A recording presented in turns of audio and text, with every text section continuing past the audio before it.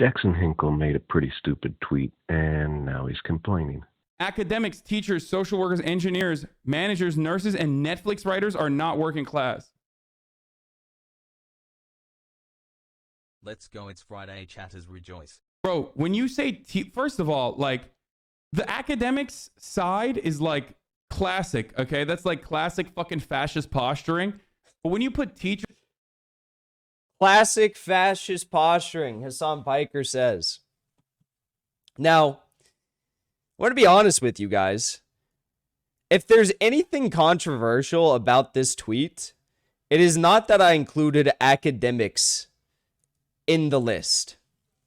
If there's anything controversial about this list of professions, academics, teachers, social workers, engineers, managers, nurses, Netflix writers, if there's anything not controversial about this, it's that I included academics. You could say like 50% of engineers, less to a lesser extent social workers, and of course managers and Netflix workers in the list. Those things are not controversial. I'm not sure what you mean by controversial, because if your definition of working class is people who are not swimming in money, then your tweet was pretty dumb. So, to say that it is, quote, unquote, classic fascist posturing due to the fact that I said academics are not working class, it's fucking insane. Lennon chose to send this letter to Gorky about it. So, Lennon said, it is also clear in general the arrest of the cadets and quasi-cadets was the necessary and correct measure to take. What a tragedy, you're thinking. What an injustice. Intellectuals imprisoned for several days or even weeks just to prevent the massacre of tens of thousands of workers and peasants.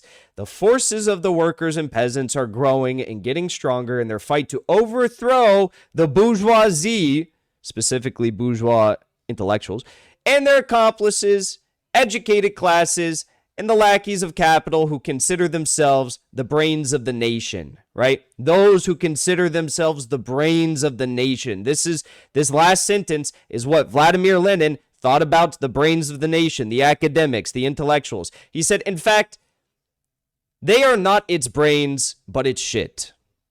So according to Hassan Piker, who, mind you, keeps a fucking Soviet flag in the background of his camera here, or in his shot here, he says that, Lenin is actually a fascist because he has some mildly critical words about the intellectuals. Okay, so this is why I think Jackson Hinkle is dumb. Because if he thinks that Lenin is the opposite of fascism, he's really, really clueless. Here's the 14 characteristics of fascism by Lawrence Britt. Number 1, powerful and continued nationalism.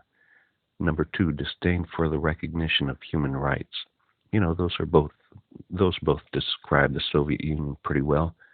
Identification of enemies as scapegoats as a unifying cause. Check. Supremacy of the military. Check. Rampant sexism. Okay, I don't know about that. Controlled mass media. Check. Obsession with national security. Check. Religion and government are intertwined. That one, no, not really. Corporate power is protected. Not there. Labor power is suppressed. Check.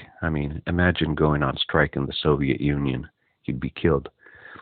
Disdain for intellectuals and the arts, which is what Jackson Hinkle showed. Obsession with crime and punishment. Rampant cronyism and corruption. Fraudulent elections. Okay, they didn't have elections in the Soviet Union. But, if you look at it, about 10 of those fit the Soviet Union to a T.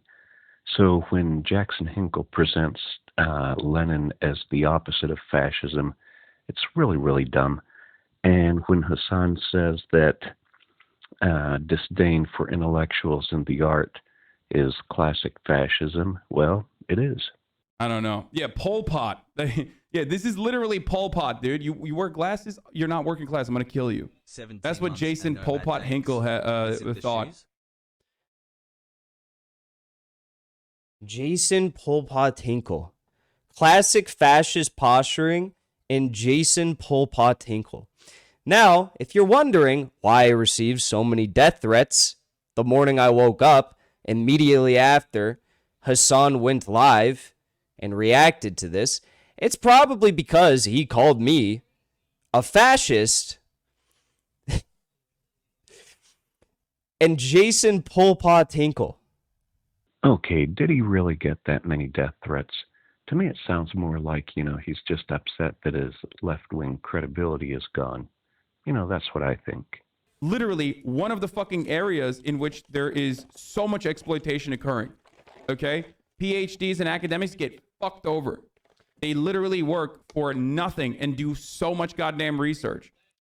So now, again, we're back to this argument of defining working class by perceived exploitation. What if LeBron James tells you he's more exploited than academics?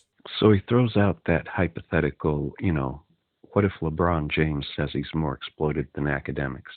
I don't think he'd say that. He's one of the richest guys in the NBA, except for maybe the owners.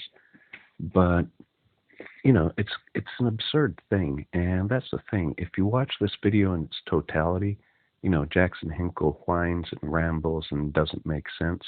And that's a perfect example.